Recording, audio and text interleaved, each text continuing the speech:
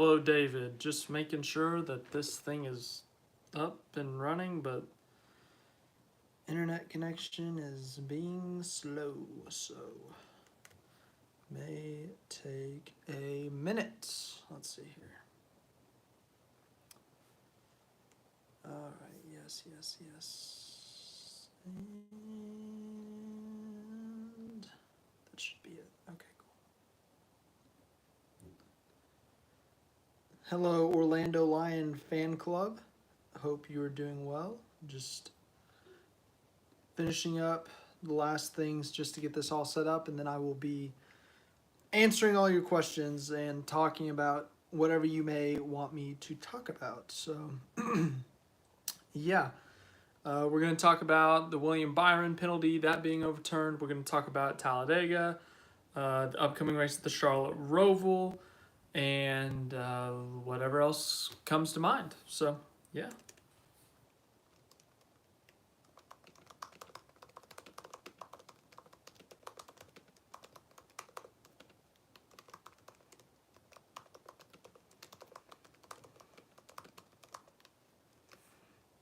All right. That is up. All right. Hello, George from Prescott, Arizona. Don't know where in Arizona that is, but hello. Hope all is well in Arizona.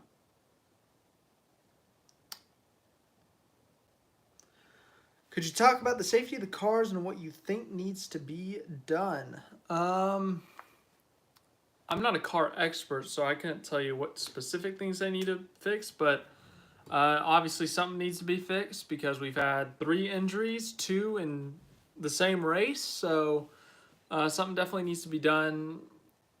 People talk about the stiffness of the car, the rear end of the car not giving enough,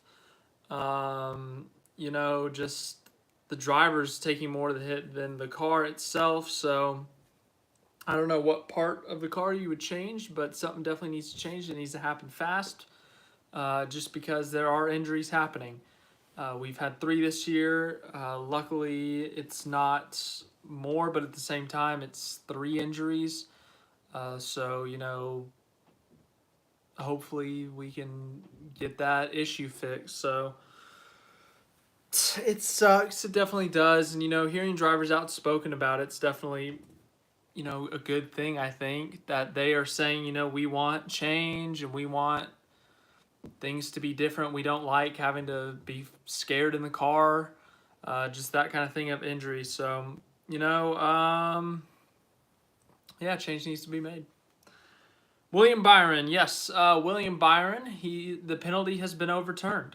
Instead of a 25-point penalty and a $50,000 fine, it is now just going to be a $100,000 fine. So they upped the fine and they completely got rid of the points penalties. So Byron, instead of 11 points below the cutoff line heading into the Roval, he's going to be 14 points above the cutoff line. So a big change in NASCAR's mind.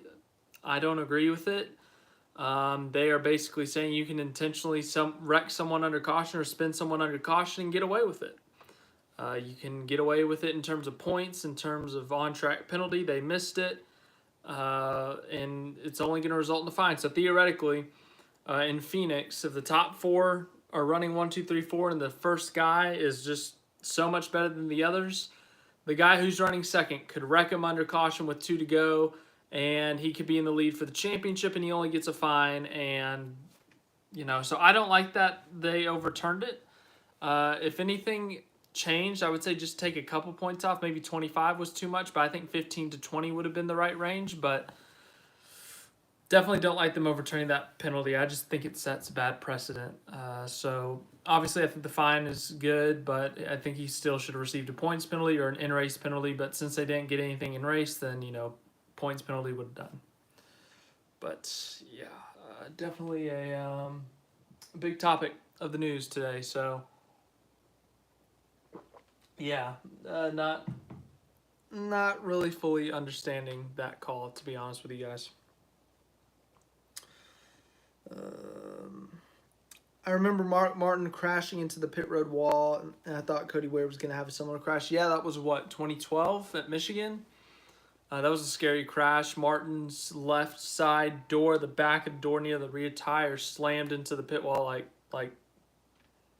here's the car, and it came in like that. So obviously that was really bad. That was a dangerous situation. I don't think anyone was hurt. Someone might have been hurt, but not severely. But I can't remember. It's been 10 years. But, just to not have those situations. Obviously, it's impossible to be 100% safe with cars going 180, 190 miles an hour. So nothing you can do really. But Cody Ware's crash, definitely freaky, definitely scary. You hate to see him get hurt, and now he's got to miss a race because of it. He's going to be missing this week at the Roval. So, yeah, I don't know what else to say on that other than it's just a freaky, freaky, freaky situation. So, yeah.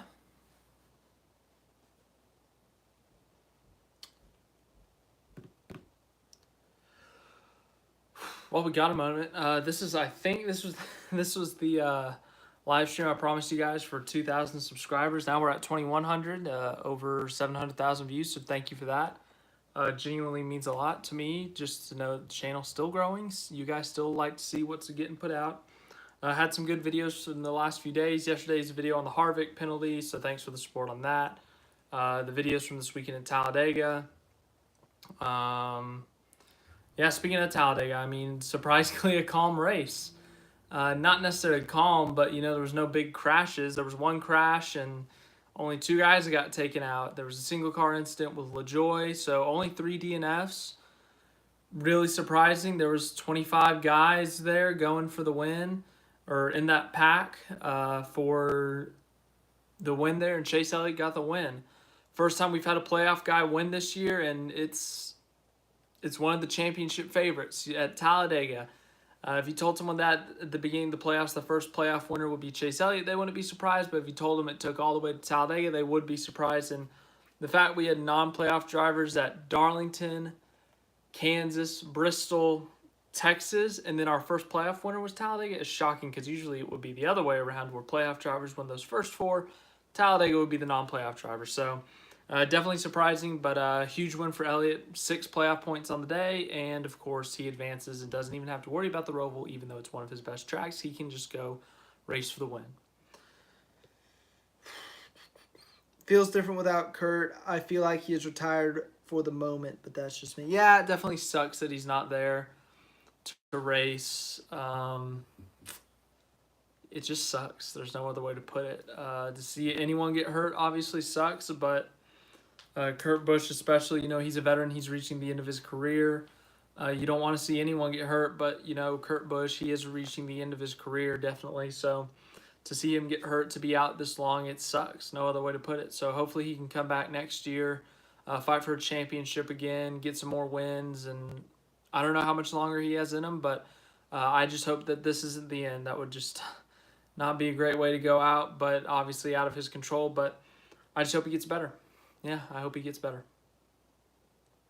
Glad to see AJ go full-time cup racing next year. Yeah, AJ Allmendinger's going full-time cup racing next year. I really do think he's going to be a threat to make the playoffs, just with the road courses, how well he's done at the road courses with Colleague. The win at Indianapolis last year, runner-up at Watkins Glen this year, fighting for the win at COTA this year. I really do think that he's going to be fighting for a playoff spot next year. I think the playoffs are going to be really competitive next year. You're going to have your usual suspects, Hendrick, Gibbs, Penske, SHR, but I think you're going to see some guys we don't usually see up there. I think you're going to have Petty GMS with Eric Jones, maybe even Noah Gragson. I think that you're going to see both 2311 cars in contention. I think you're going to see Colleague in contention with Allmendinger. Haley, I think the super speedways are still his best shot, but I think Allmendinger's a better all-around driver, and he could definitely get them in. I'm trying to think here. Trackhouse, obviously. Already said Penske, RCR. They're going to be different next year with Kyle Busch there. So it's going to be it's going to be a very different playoff picture next year. I think we could see some big names miss, potentially a Hendrick driver, potentially a Gibbs driver again, maybe even a Penske driver, for someone who wins, like an AJ Allmendinger, like an Eric Jones, like a Noah Gragson. So Next year, playoff predictions are going to be difficult to make, and I look forward to it, though. I think next year's going to be a fun year. Casey Kane Pocono crash. You talk about that 2015 one where he crashed in the pits? Because I was there for that. It was like lap, 5 or 6, and he just lost it and crashed on pit road, and then after that, they extended the front stretch wall out. Yeah, I was at that race. That was one of the best races I've been to. First half of the race was a crash fest. Second half was a fuel mileage race. It was extremely bizarre.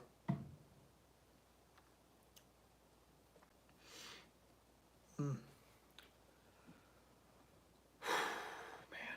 Well, let's see here. I don't know how long we've gone 12 minutes so far. We'll probably go 45 minutes total if I had to guess, but yeah.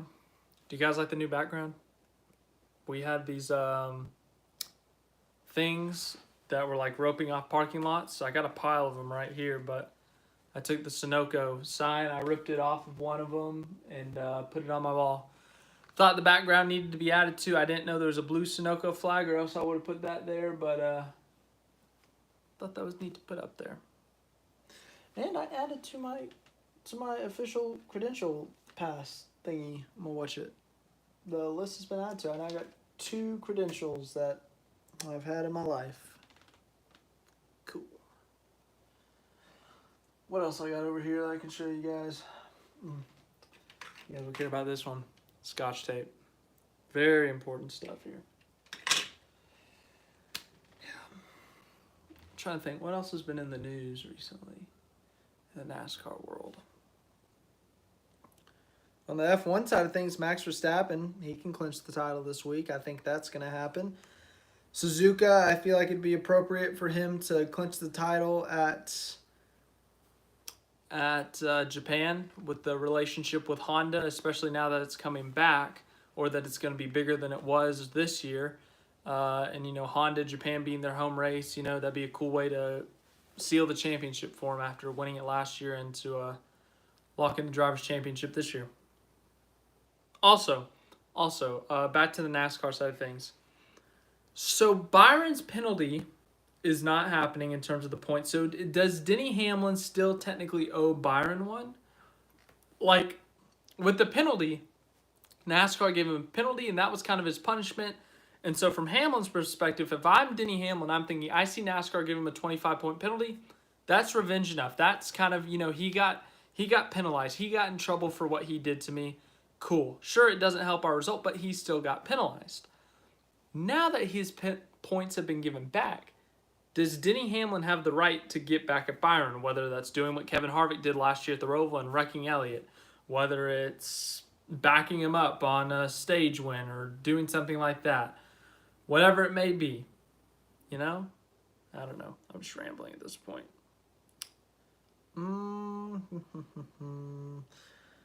What a move, Chase Elliott for the win. Yeah, when I saw him on the top, I kind of forgot that he started 5th on that restart. I thought he was on the 2nd row for some reason because I didn't have the greatest view of the TV at the track, but I saw him on the top, and I was like, he's not going to get it done. That inside line's going to have too big of a push. They stay better connected on the bottom than the top. I just don't see it happening. And then all of a sudden, Jones gave him that shove off of 4, and I thought Jones, because, you saw them kind of like do this. They went like this. They separated, and they went to different lanes, and I thought, Jones just moved him up the track. He's going to finish like 13th now. And then all of a sudden, he's like pulling away from everyone. I'm like, what did Eric Jones just do? I thought he shoved him out of the way, but he was shoving him out in front. I was shocked by that. I was like, holy crap, he's going to win this thing. And then Blaney came back at the last second, and I almost thought Blaney was about to be in victory lane there for a second. But the instant he won, like, there was already a bunch of cheers going on when he took the lead. But when he won, victory lane where I was going nuts, and it was very loud. And you could still hear the grandstands, like the roar, like, people were going berserk at the track when Chase Elliott won. So now I know what that's like, to see Chase Elliott win and him win at one of his home track. I know he's not from Talladega, but the way the fan base is at Talladega, you would think it's his home track. So to witness that, to see the crowd just going crazy, to see the crowd stay 45 minutes, an hour after the the race, to stay in victory lane as he did his post-race media in victory lane and just start chanting his name at random times for almost an hour after. That was really cool to see. Yeah. And then I mentioned it in my vlog watch it. Yeah, so I'm in the media center and got to congratulate him, so that was cool too. Yeah. Told him congrats on the win. He said thanks. I thought that was neat. But yeah, definitely a crazy move there for his win. Definitely did not think that was going to work out for him. I was convinced Blaney or McDowell was going to win that thing from the bottom. I thought maybe coming to the trioval, the top could get a run if they stayed connected, and Blaney would go up and block, and McDowell would potentially make a run, but not the case. We had a clean finish, only 3 DNFs. No last lap crash either. 25 cars there. They kept it clean. No crash. That was very surprising as well. Even if they keep, like in the spring. In the spring, they kept it clean for the most parts.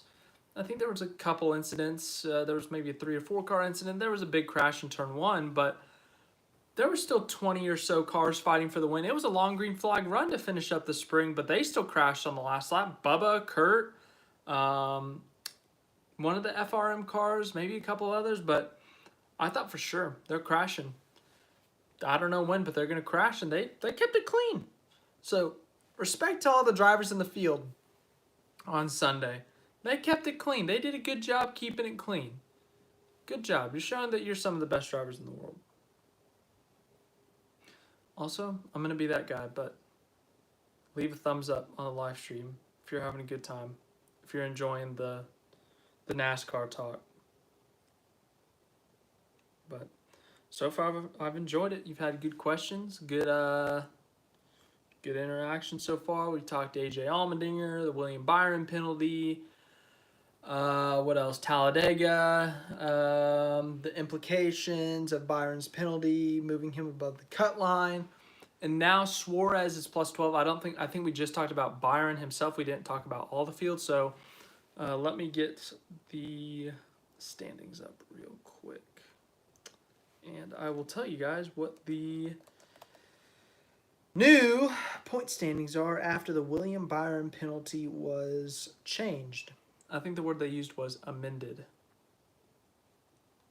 Here we go. So Daniel Suarez, who was only 2 points above the cutoff line, is now 12 points above the cutoff line. Blaney, Chastain, Hamlin, Logano, Larson all stay the same. So Blaney still plus 32, Chastain plus 28, Hamlin plus 21, Logano and Larson plus 18. But Suarez, or obviously Byron goes from minus 11 to plus 14. Suarez goes from plus 2 to plus 12.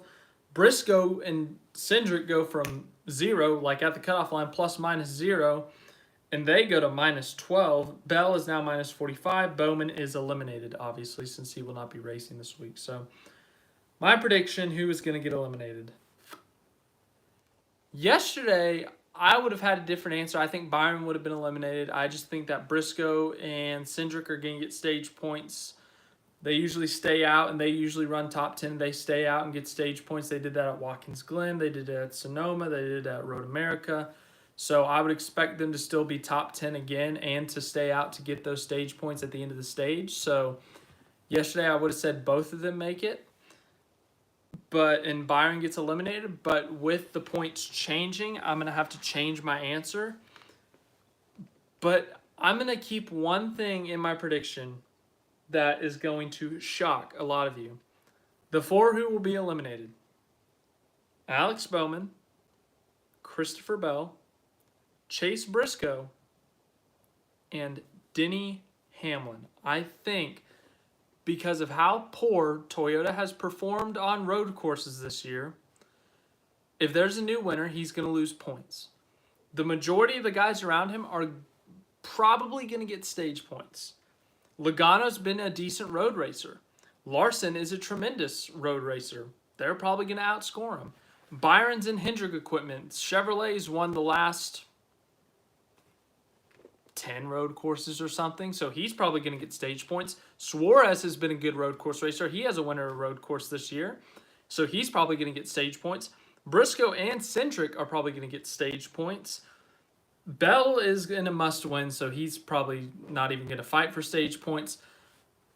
I don't see it's not Denny Hamlin's driving talent. I'm not saying he's not good at road courses. It's Toyota. Toyota has been so bad on the road courses this year. I think they let him down. I think he could get eliminated. We've seen crazier things happen. I remember it was the Kansas elimination in 2018 when 2018, 2019, I don't know, one of those 2 years. Elliott entered the race like 28 points below the cutoff line and made it by 1 point. He did not win the race, and he made it by 1 point. Like, crazier stuff has happened. And this is the Roval. We've seen crazy things happen at the Roval, so Hamlin, if it was last year, I'd say he makes it safely. He's a good road racer. Toyota was really good last year, you know. That'd be an easy lock in plus 21. But this year, with how bad Toyota has been at the road courses, I don't think anything's a guarantee for Denny Hamlin. I think he could potentially struggle this weekend. And with all the guys behind him or near him in points being really good at road courses, it could be a disaster for Denny Hamlin. If he makes it, I'm not going to be shocked. But if he misses, I would also not be shocked. So my prediction for the eliminations, Bowman's eliminated because he's not racing this weekend. Bell, I don't see him winning. Toyota, once again, not good at road courses, and he's been their best case, and his best finish is like 9th. Briscoe, it's going to come down to him and Cindric in points, I think, and it's a tough one. I could see either one of them making it, honestly, even with Denny Hamlin making it. I think they can make up those 12 points, but I'm going to give the edge to Cindric. Why? It's a gut feeling. I really like Chase Briscoe. He's been actually pretty good at times this year. Road courses have been his strength, but Austin Cindric is also a really good road racer, and Team Penske as a whole has been better than SHR this year, so slight edge to Cindric. Obviously, Elliott is already in. Blaney and Chastain, it's gonna take an absolute disaster for them to miss. Maybe if Hamlin gets his revenge on Chastain in stage 1, Chastain can miss. But other than that, I don't see it happening. Hamlin, I don't see him getting a lot of stage points. Logano and Larson will get enough stage points that they'll advance. Byron will do good enough. Suarez will do good enough that they will be able to maintain their gap. But if the biggest curveball that this could throw is if Christopher Bell wins, which once again, with how bad Toyota has been on the road courses this year, I don't see it happening. But if it does happen, that's going to make things very interesting for the cutoff line, because then it would be a 2-point difference between Byron and Suarez. So Suarez is not safe with that 12-point gap. I think he's definitely more comfortable than he was yesterday with that 2-point gap, but his goal still needs to be score as many points as possible and outscore William Byron too. If it comes down to Christopher Bell winning, you have to win, or you don't have to win, but you have to outscore the 2 guys below you and the guy in front of you. So Suarez looking for his first. This is his first playoff appearance, so looking for his first round of 8 appearance, and it's looking pretty good right now. I think he's going to be in contention for this thing. Both Trackhouse cars. I think the contenders are going to be Elliott, Reddick, Larson, Suarez, Chastain. I think those will be some of your guys that you're really going to have to look at here. Other than that, you might see Cindric or Briscoe up there. They've done good at the road courses this year. Allmendinger, I think he's in this race. Allmendinger's going to be the wild card. I don't know how Gregson's going to do in the 48. For the Fords, Blaney, maybe. But, yeah, should be an interesting race at the Roval this week. Very interesting race. All right, let's go back to the comments. David Gilliland Racing going from Ford to Toyota. Yeah, that was a big deal. So obviously KBM, Kyle Busch Motorsports, because Kyle Busch is going from JGR to RCR, he's going to go from a Toyota car to a Chevy. So obviously his truck team's going to have to switch as well. So that changes their program, their drivers, because some of those drivers are TRD drivers, and, Toyota doesn't want to let them go, so they're going to take them with them. And so now one of the big truck teams that's won races with Ryan Preece. Who else do they have? I think they have Haley Deegan as well. They're going to be switching to Toyota. I don't know how that works with their contracts. I know Haley Deegan is a Ford driver, so I don't know what she's going to do. As for Ryan Preece, he's a Ford driver as well, actually. He's associated with SHR, so he may be leaving. So that opens the door for, John Hunter Nemechek.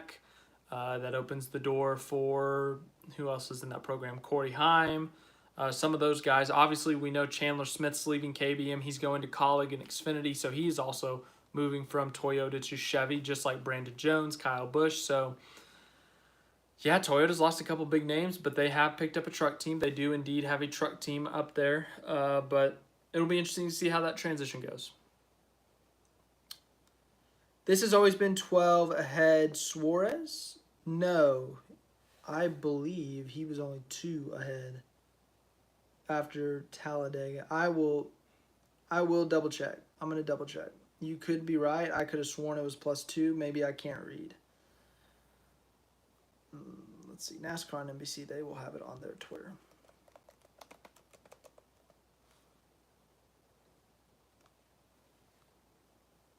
Also, I like that they brought the pink window nets back for the Roval. Let's see here. Scrolling. All right, we're back to Sunday now. Here we go.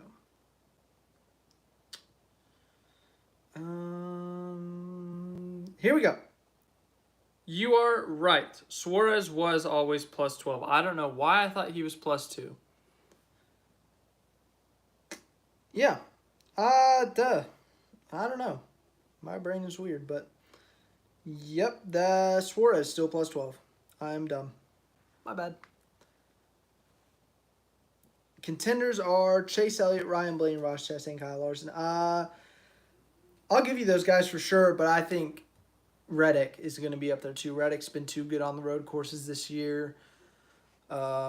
He's still looking good. He got that win at Texas. Unfortunately, he's out of the playoffs, but they're not points racing, really. I mean, they might be points racing for just owners' championship stuff and fighting for 5th in the point standings in terms of, outside of the championship, but I think trophies are what they're after right now, so I don't expect him to be fighting for stage points. I think that winning trophies, getting as many wins as possible, that's their goal. Poor Denny Hamlin this year. Yeah. He had a rough start to the year. He's got a couple wins, but, he has gotten taken out a few times by Ross Chastain, by William Byron. Last year was Alex Bowman and Chase Briscoe, so waiting for Hamlin to fully snap and go Matt Kenseth on us, but thankfully that has not happened yet. I don't think it will, honestly, just because the next-gen car and all the questions, and he has been openly critical of the next-gen car, so intentionally wrecking someone may not be the first thing on his list just because of the next-gen car safety concerns, but you never know.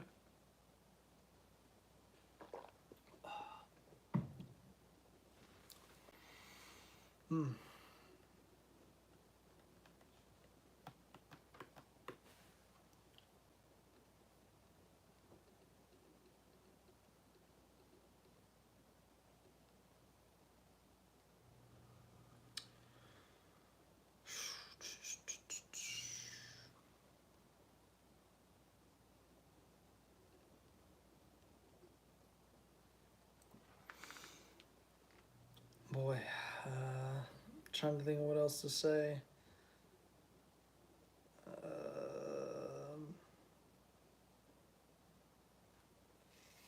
I don't know.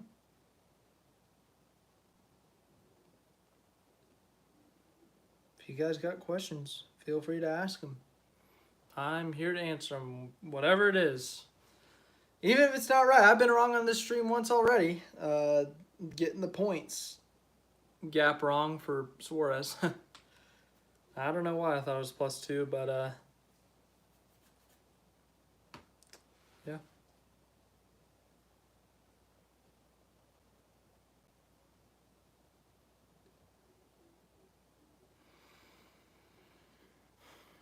Denny Hamlin, worst champion 4? If he did make the championship 4, I think is what you're saying, he would be the worst out of them in terms of this year. Depends on who makes it. If Chase Briscoe makes it, Hamlin's been better than Chase Briscoe this year. I guess Briscoe would be the only one worse than him. If Elliott makes it, if Larson makes it, Logano makes it, obviously they've been better than Hamlin this year. This would be the year for Denny to win it, though, just because, he hasn't been the best. He hasn't been on top of it in terms of, how he's been the last 3 years. So it would be ironic for him in the 1 year he would not be the most deserving champion for him to win it. Last year he would have, Larson, as good as he was, Hamlin was second in points. He even led the points for a bit there, so Hamlin would have been next in line in terms of most deserving. 2020, Hamlin and Harvick, they were the 2 guys up there. They would have been the most deserving. 2019, Hamlin would have been, that was a really competitive championship for any one of those guys would have been deserving, with Hamlin, Harvick, Truex, and Kyle Busch, that is. Other years that Hamlin's made the 4, what was that year? 14. 14, he wasn't really great. He wasn't terrible. He had a win, but he wasn't great. So, yeah, it's not a tear on Denny Hamlin at all. It's just that the way this format works, usually the champion is not exactly the most deserving. Sure, they're deserving. They did what they had to do. They played the format perfectly, but only, 2-3 times in this format has there been the most deserving champion. Last year, Larson, 17 Truex. No one's going to question those 2. And I'd say 2019 Kyle Busch, he was a deserving champion. I think he won the regular season title. He had 5 or 6 wins that year. I think he was a deserving champion too, but you could have argued the other guys. But if Newman won that first one in this format, that would have been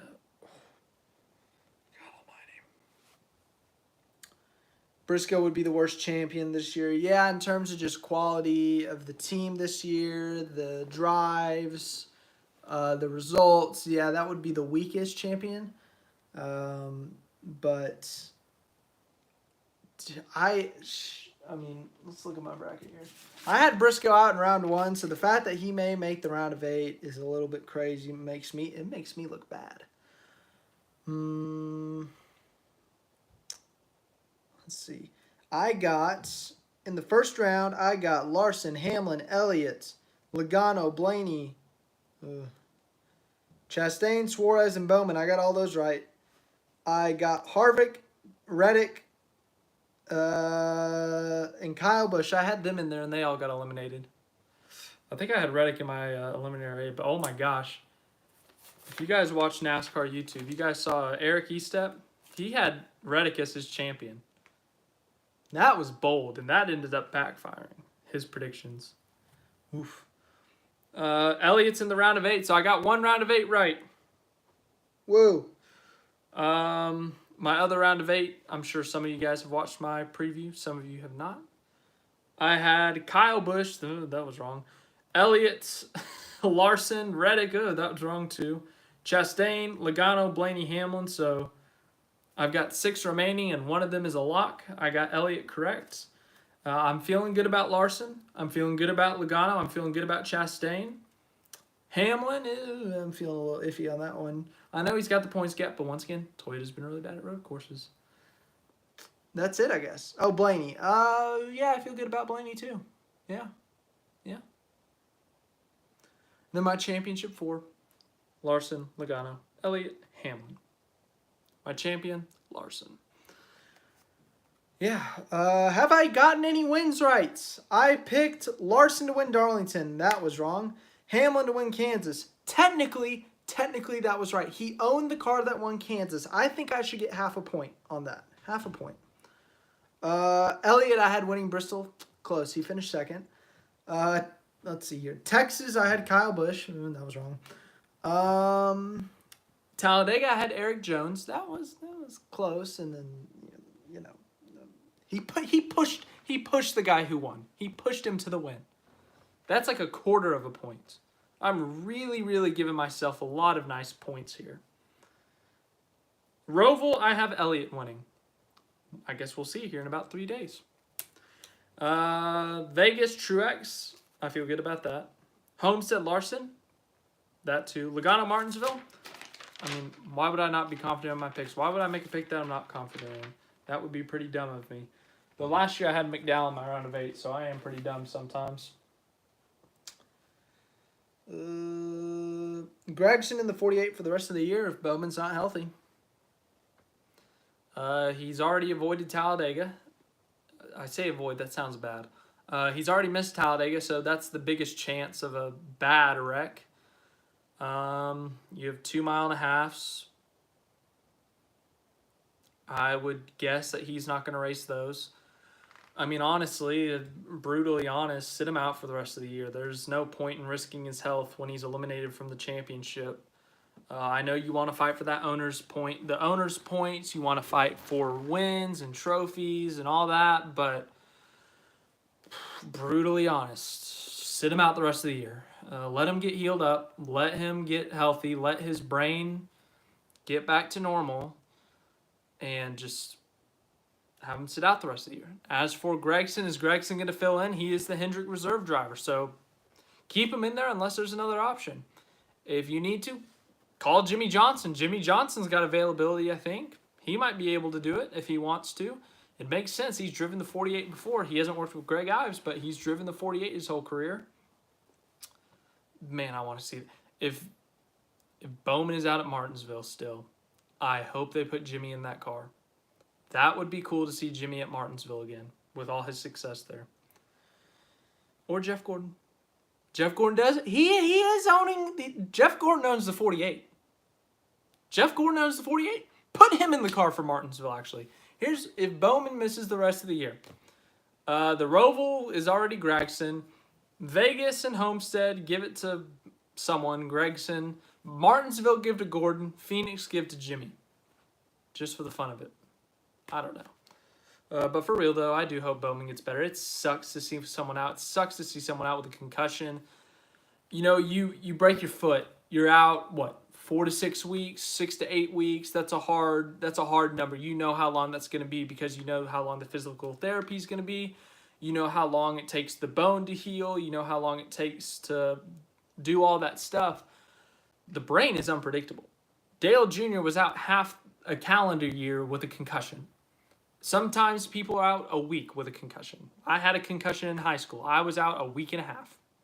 Sometimes it just takes longer to recover for some people than others. It's just the way it works. So the brain is unpredictable, but the brain is also something you can't mess around with. You run around on a broken ankle, you re-aggravate the injury, you go back in and they fix it up for you, you do an extra surgery. Sure, it costs a lot of money and stuff, and that sucks, but the fact of the matter is they can usually get your leg back to normal. The brain is much more important than the leg. The brain does a lot more than the leg. So, you can survive theoretically without a leg. You need your brain, and you need your brain to be its peak function for life, not just racing, not just whatever sport you play, like life. These racers have lives outside of the car. They are going to retire one day. They're going to want to do stuff after retirement, whether that's owning a race team, whether that's going to the lake house, whether that's playing with their kids, whether that's going and traveling in Europe. They're going to want to do stuff, and they don't want to mess their heads up. Anyways, Briscoe won't make it out of the round of 8, or make the round of 8. It'll be tough, but I think he can get stage points to get close. It's going to be close. It'll be tough. Christopher Bell wins, knocks Suarez out. You told me that last year. I would say yes. Definitely a possibility. This year, Toyota's been too bad at the road courses. Bell, I have belief in his talent, his ability at road courses. I don't have belief in Toyota this year on the road courses. I hope Bell wins, to be honest. If Gregson is in the 48 for Homestead, I got him as a dark horse. Definitely a possibility, obviously. Jimmy Johnson and Jeff Gordon are not going to drive the 48. I know. Just let me dream. Let me dream. Yeah. Should be interesting. For sure.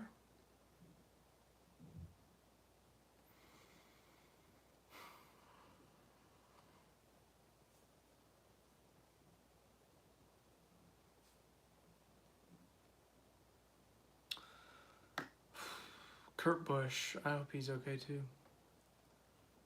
He's missed since July. When did he crash? Like the 24th or something? It was the end of the month. He's been out 2 whole months, so that's tough to see. Kyle Busch wins Las Vegas for it. Man, he got close in the spring. If it wasn't for Eric Jones crashing there at the end, Kyle Busch might have gotten it done at his home track. So home win for him would be huge. And if that was his last JGR win, I think that'd be huge for him too. Obviously, I think he just wants to win races, but I don't think he anticipated that Bristol Dirt race in April being his last win with JGR. So, hell, at that point, no one expected him to leave JGR. So, should be interesting. Gregson is good at Vegas or at Homestead. Yeah, he leading and he got like wrecked by someone at Homestead last year. Wild.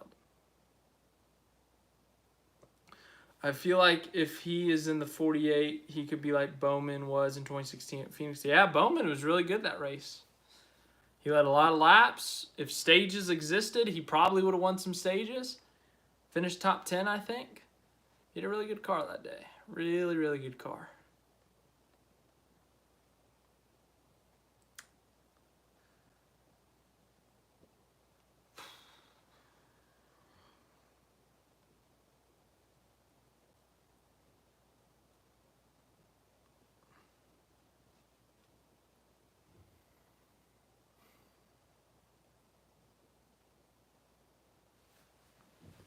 Probably go another 10 or so minutes here. And I gotta go do some stuff, school stuff before we got our fall break this weekend. I got plans as of now that may involve letting you guys know what those plans are. You can put 2 and 2 together with that. I won't announce it till I'm on the road. Just need to make sure everything goes smoothly. So, yeah, I don't want to prematurely announce it and then something pop up or something doesn't happen. So, I won't announce it till it's in action. So, you can put 2 and 2 together. I believe in you guys.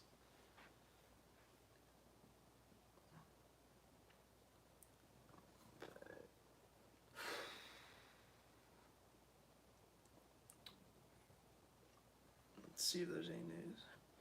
Jeff Gordon will run Le Mans next year with Jimmy Johnson. That's what they're saying. That's what the rumors are saying. I hope that's true, man. Jeff Gordon back on the racetrack is always a great thing. He raced at Indianapolis last month in some Porsche event.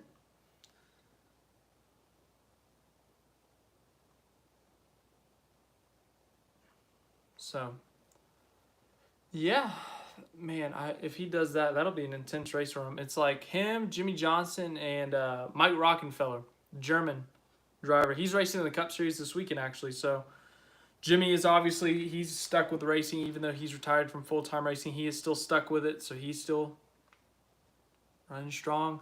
Rockenfeller still obviously going strong. I love Jeff Gordon, but he has not exactly been racing a lot the last few years, so he's gonna have to pick it up in terms of racing. He's gonna have to get some more laps under his belt. He is the greatest driver of all time, but you take a few years off. I don't know. If he does race, I hope he does well. I hope he wins. God, if he won. I don't know how Le Mans works. I don't know if the Garage 56 can win, but that would be something else. Kyle Larson wins this weekend. Very possible. He is the defending winner. And he's the most recent road course winner. I got to go and watch Coy LaJoie's kickball competition. That's pretty neat. That's pretty neat. How was it? Hope it was good. Rockenfeller's from the UK. Oh my gosh, I am messing up big time today. Said Suarez was +2 and he was +12, and Mike Rockenfeller is from England and not. Oh my gosh, let's see here. No, he is German. Wikipedia says he's German. He was born in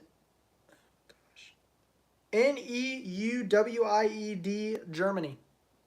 I don't know how to pronounce that. I don't speak German or pronounce things in German. And if I pronounce it wrong, it would be really, really bad and probably offend someone in Germany. So I'm not going to attempt to pronounce it.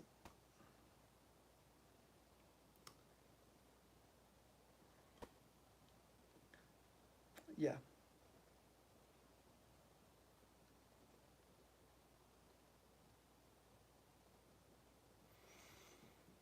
Boy.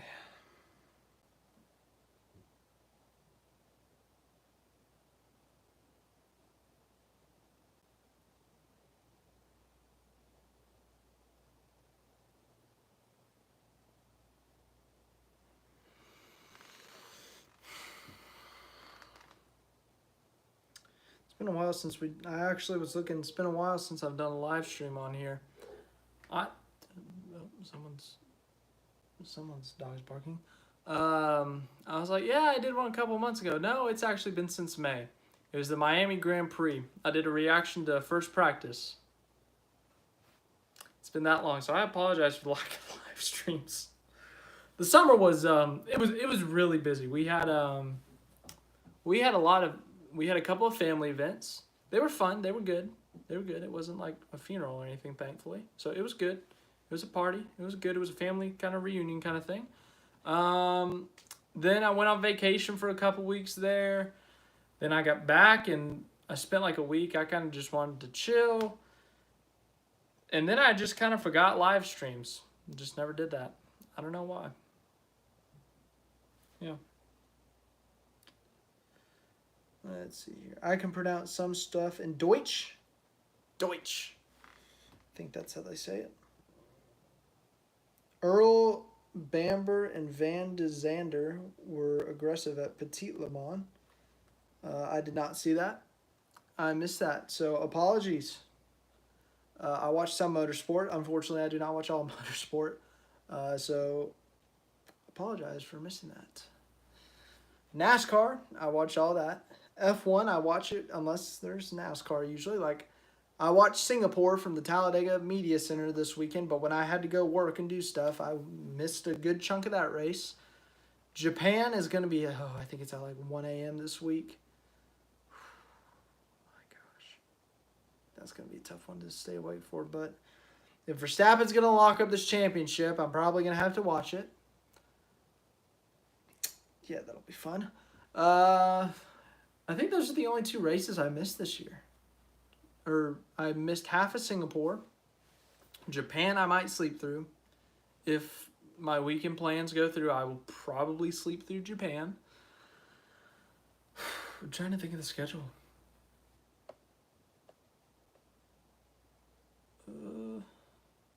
I think I've seen everything else. I've been good at watching all the races. IMSA, I don't watch much IMSA. I watch like I think isn't the 24 hours of Daytona. I think that's IMSA, technically. I watched the 24 at Daytona, 24 at Le Mans. What else? Oh, IndyCar. I watched some IndyCar when it's on. But the thing that makes me so mad about IndyCar is they freaking schedule it at the same time as NASCAR. They'll both be at 2:30 in the afternoon. I'm like, you can't. You'd think that they'd have two motorsports. They want to promote them both and do good on them both, but they run it at the same time, and I'm not trying to split screen. But when IndyCar's by itself, I try to watch it. I try to watch some of that. Indy 500. I always watch the Indy 500, obviously. I mean, if you're a racing fan, you watch the Indy 500.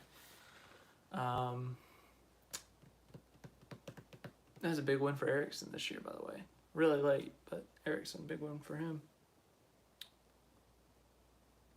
Charlotte Roval, Jimmy Johnson. Oh, yeah, that's been 4 years since that happened. The 2018, the inaugural Roval. It's been 4 years. Makes me feel old.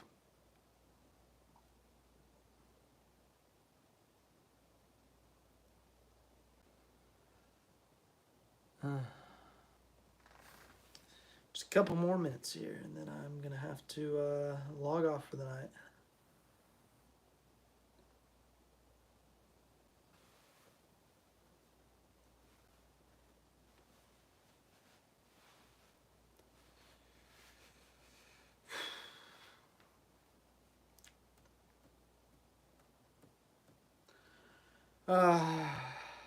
Unfortunately, yes, I am a Dallas Cowboys fan. This year it actually hasn't been terrible. The backup quarterback is killing it. The Giants and Washington are still bad. Always great news. Eagles look good, though. Eagles have looked good. I'm a little bit concerned about them. Yeah, the Cowboys, though, they'll do it. They will find a way to crush my soul once again. So I'm fully prepared to lose in the playoffs in the first round again. Or to miss the playoffs in the last game or something. So I'm prepared for pain. Though I've been impressed with Cooper Rush. He's done surprisingly well.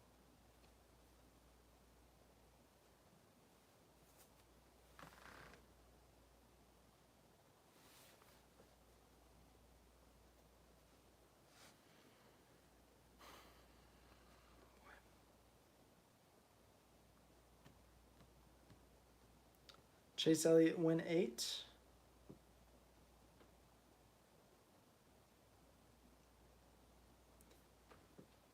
I don't know what to say there.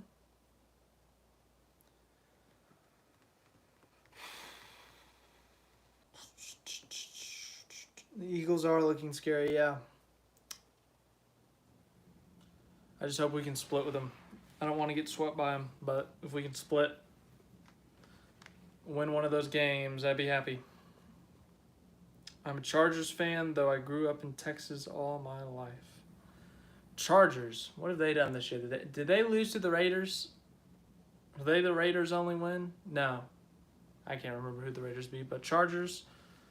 Keenan Allen's hurt. He's on my fantasy team. He's hurt.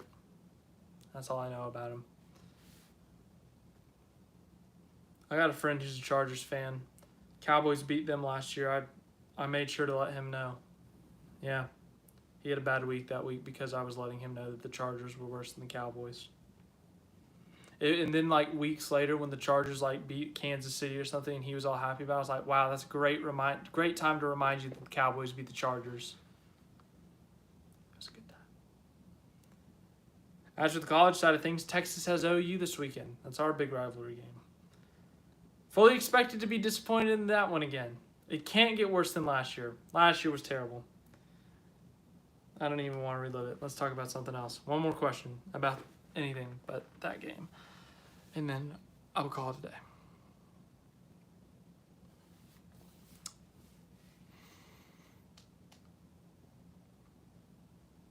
The Raiders beat Denver. Oh, yeah, Denver's pretty, that Russell Wilson trade is not looking great for him right now. Yeah, yikes. All right. If that is everything, I'm going to call it a night here. Thank you all for watching this live stream. It's fun answering your questions, talking about different topics, the Dallas Cowboys, AJ Allmendinger, points, penalty for William Byron, the Roval, Talladega. Can't think of anything. I mean, we talked about a lot, so yeah. Anyways, thanks for watching this live stream. Hope you guys all have a great rest of your weekend, and I will see you for the Charlotte Roval this weekend. And yeah, I'll keep you updated on that.